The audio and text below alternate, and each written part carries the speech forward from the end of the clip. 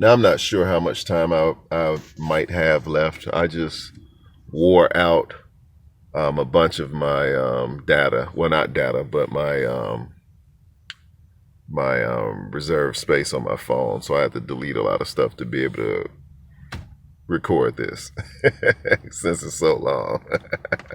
And I'm like, listen, I am hot about this. This is something that I've since my early teens. This is something I've been passionate about, and I've worked toward reversing. And then you have all of these people who have no life experience, who have never had to deal with these type of things, who have these forums where they're interjecting on what these issues are, and they got the entirety of the masses on some idiocracy type of mess where they're actually consuming this idiocy and believing in it and actually moving in a very aggressive way behind a lot of this stuff. And I know I had mentioned the former first lady. She made the statement about the police when she's actually from the neighborhood where bodies are dropping like flies hitting the darn blue light fly killer. You know what I'm saying? Like this happens every single day over there. And you're in a position where you have all of these people who look up to you, who would listen to what you say, who would mobilize behind your words, and you take that time to focus on something that is insignificant in the darn grand scheme of what we are dealing with in our neighborhoods.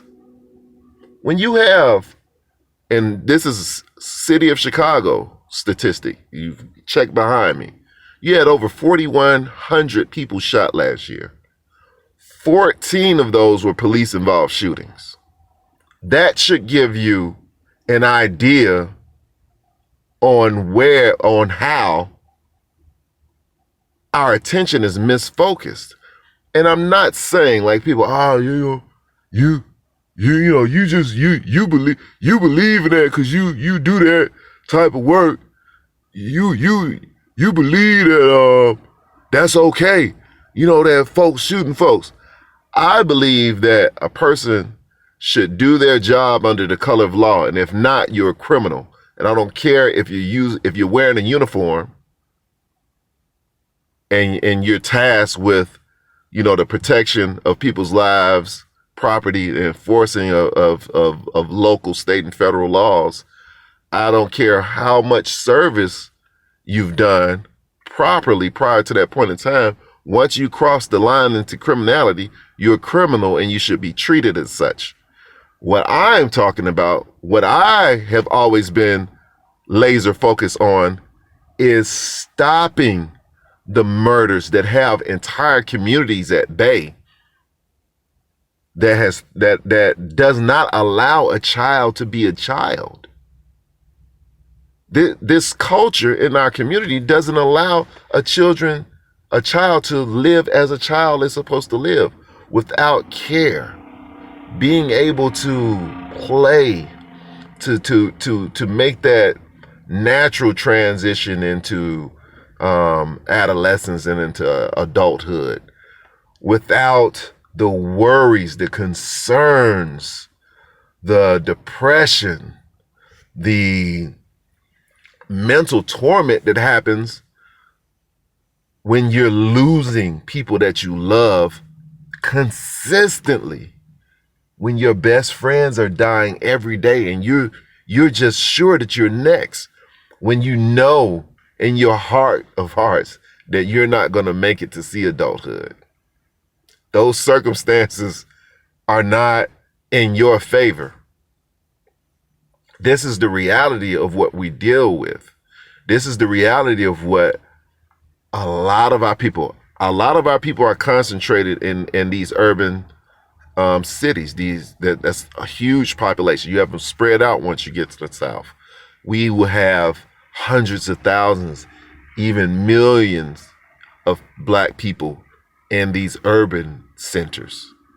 a bulk of our population will be in these places where they're able to work and make, you know, decent money a lot of times, or when you can pursue your goals because there's more opportunities in these large urban centers.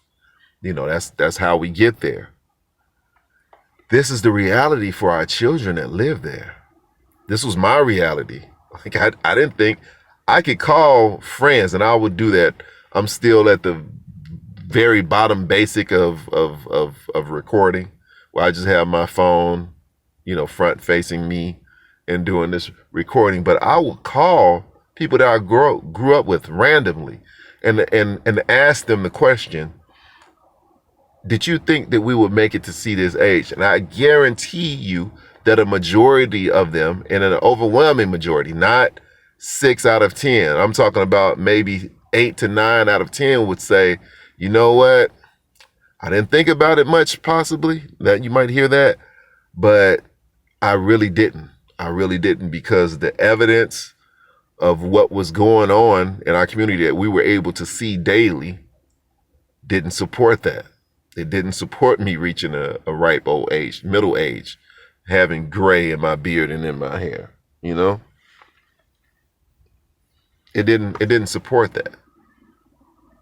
And that's all of those cities that I named earlier. That's the truth in those cities. But I want to focus on Black people's roles in continuing this and making this what seems like a permanent reality, because we've been dealing with this for upwards to 70, 80 years now in these urban centers. And it's just gotten worse and worse over time. Now, we've seen people put huge dents in it and draw numbers way back. Giuliani was one as mayor of New York, where those numbers went from the 2000s to less than Chicago, to even a point where you could add LA, which is larger, the second largest city in the country, with New York, the largest city in the country.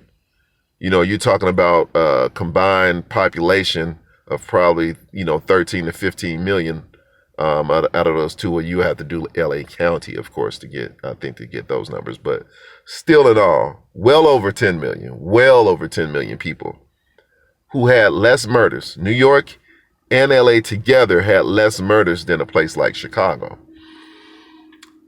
We have to look at, you know, who's responsible for that. Now, we can look on a political scale. We can look at